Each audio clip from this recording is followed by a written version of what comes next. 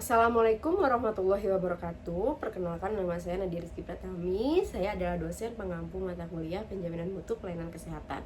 Baik, di pertemuan kali ini kita akan membahas tentang sistem pelayanan kesehatan di Indonesia. Di sini kita akan membahas tentang 5 hal pokok, yaitu pertama tentang sistem kesehatan nasional dan UHC, yaitu Universal Health Coverage gitu ya. Itu adalah program internasional tentang sistem kesehatan. Lalu ada program Indonesia Sehat, syarat pokok upaya pelayanan kesehatan, faktor yang mempengaruhi sistem pelayanan kesehatan dasar dan pelayanan kesehatan rujukan, serta stratifikasi pelayanan kesehatan.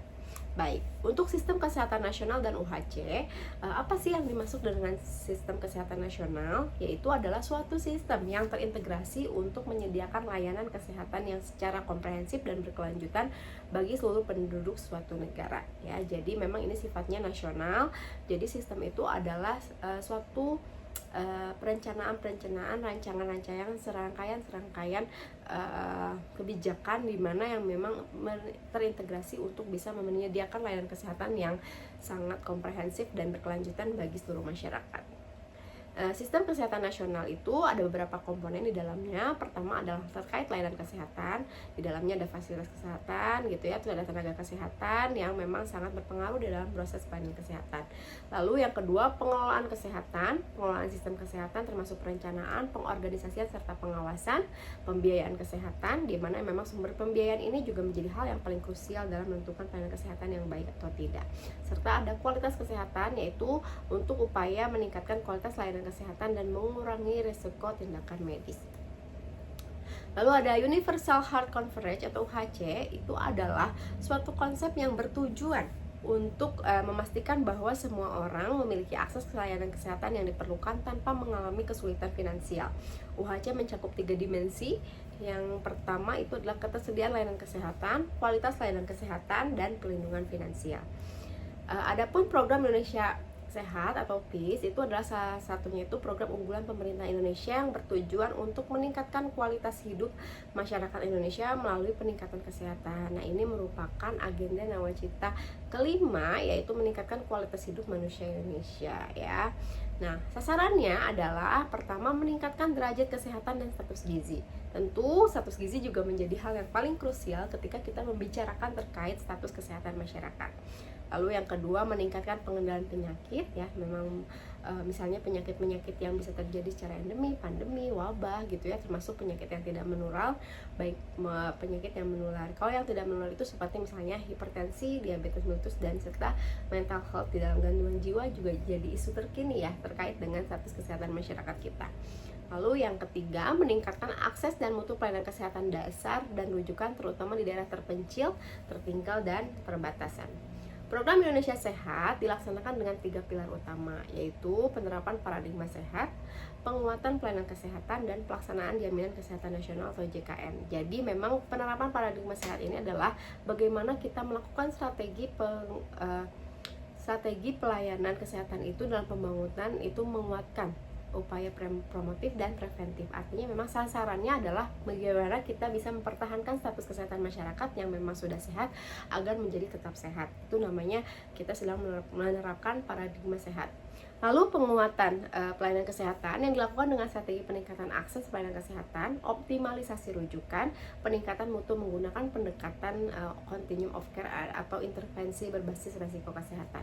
Serta pelayanan jaminan kesehatan nasional ini juga harus ada ya di setiap negara. Itu bagaimana sih sistem jaminan kesehatan nasional yang bisa dilakukan gitu. Kalau di kita kan macam-macam ya, sekarang sudah ada BPJS, bagaimana hal itu menjadi suatu kewajiban bagi setiap warga negara untuk memiliki BPJS sebagai implementasi dari jaminan kesehatan nasional, dilakukan dengan strategi perluasan sasaran dan manfaat serta kendali mutu dan biaya ya.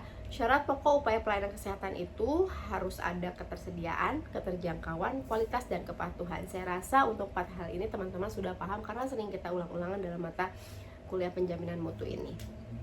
Lalu prinsip pelayanan kesehatan itu ada prinsip kemanusiaan, karena memang bagaimana sih pelayanan kesehatan ini harus memang mengutamakan kebutuhan manusia, karena yang kita layani juga ada manusia ya. Jadi memang harus melakukan pendekatan humanis dan kita harus menghormati hak asasi manusia, yaitu pasien, bagaimana mereka bisa memenuhi haknya untuk mendapatkan pelayanan kesehatan yang maksimal.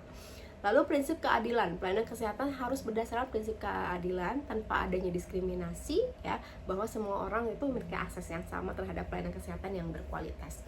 Dan prinsip kualitas itu harus berdasarkan pada prinsip kualitas bahwa memang pelayanan yang berkualitas itu harus berkualitas tinggi, artinya memang sudah sesuai dan mampu memenuhi harapan masyarakat. Standar pelayanan kesehatan itu ada standar klinis, standar manajemen, dan standar keselamatan pasien. Standar klinis itu terkait standar klinis yang ditetapkan tentang standar pelayanan, kompetensi, ya, SOP, dan standar diagnosis serta pengobatan. Terus standar manajemen itu untuk memenuhi standar manajemen ditetapkan seperti standar pengelolaan keuangan, standar untuk pengelolaan sumber daya manusia misalnya. Lalu standar keselamatan pasien itu ada pelayanan kesehatan harus memenuhi standar keselamatan pasien yang ditetapkan seperti standar penggunaan obat dan peralatan medis, ya. Faktor yang mempengaruhi sistem pelayanan kesehatan itu ada 4, ada faktor internal, eksternal, lingkungan, dan demografi. Faktor internal itu ada ketersediaan sumber daya, kualitas pelayanan, manajemen, dan organisasi. Faktor eksternal itu ada kebijakan pemerintah, ekonomi, sosial, dan teknologi serta informasi. Adapun faktor lingkungan itu lingkungan fisik dan lingkungan sosial. Lingkungan fisik misalnya kebersihan, kualitas udara, ketersediaan air bersih, dan mempengaruhi kesehatan masyarakat.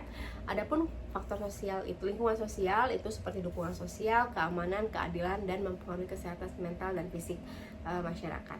Kalau untuk faktor demografi biasanya dari jumlah dan distribusi penduduk, usia, dan jenis kelamin itu juga sangat mempengaruhi tentang sistem pelayanan kesehatan kita, ya. Adapun pelayanan kesehatan itu terbagi dua, ada pelayanan kesehatan dasar dan ada pelayanan kesehatan lanjutan, ya, atau rujukan. Pelayanan kesehatan yang diberikan untuk kepada masyarakat secara langsung ini bertujuan untuk meningkatkan kesehatan masyarakat, mengurangi angka kesakitan dan kematian, mortalitas dan morbiditas, meningkatkan kualitas hidup, ya. Contohnya kesehatan dasar itu ada posyandu, puskesmas, klinik, gitu ya. Terus ada juga pelayanan kesehatan rujukan itu untuk mengobati penyakit-penyakit yang jauh lebih kompleks dan melakukan prosedur medis yang spesialisasi seperti operasi, transplantasi organ, dan lain sebagainya. Mengurangi resiko dan kesalahan medis dengan menggunakan protokol kesehatan standarnya itu jauh lebih ketat. Contoh pusat kesehatan rujukan itu ada rumah sakit, klinik spesialisasi, dan pusat kesehatan spesialis, ya. Adapun stratifikasi pelayanan kesehatan itu ada 5 tingkatan, ya, dimana stratifikasi ini adalah suatu sistem yang digunakan untuk mengatur dan mengorganisir pelayanan kesehatan berdasarkan tingkat kompleksitas dan kebutuhan pasien, ya. Ada 5 stratifikasi pelayanan kesehatan di Indonesia. Itu ada stratifikasi tingkat 1 pelayanan kesehatan dasar, tingkat 2 pelayanan kesehatan rujukan tingkat pertama, tingkat 3 pelayanan kesehatan rujukan tingkat kedua, tingkat 4 pelayanan kesehatan rujukan tingkat ketiga, dan tingkat kelima adalah pelayanan kesehatan rujukan tingkat keempat, ya. Kalau tingkat 1 itu pelayanan kesehatan dasar seperti posyandu, puskesmas, ya. Terus tingkatan 2 itu pelayanan kesehatan rujukan tingkat pertama, biasanya rumah sakit kelas D, ya, klinik spesialis. Dan tingkat 3 itu bisa rumah sakit tingkat C, tingkat 4 tuh rumah sakit kelas B, ya, dan tingkat 5 itu adalah rumah sakit kelas A, di mana rumah sakit yang memiliki pelayanan kesehatan rujukan tingkat keempat ini yang memang sudah lengkap terkait sarana prasarana dan fasilitasinya. Oke, seperti itu untuk materi kali ini. Semoga bisa dipahami oleh teman-teman. Terima kasih banyak atas perhatiannya. Wassalamualaikum warahmatullahi wabarakatuh.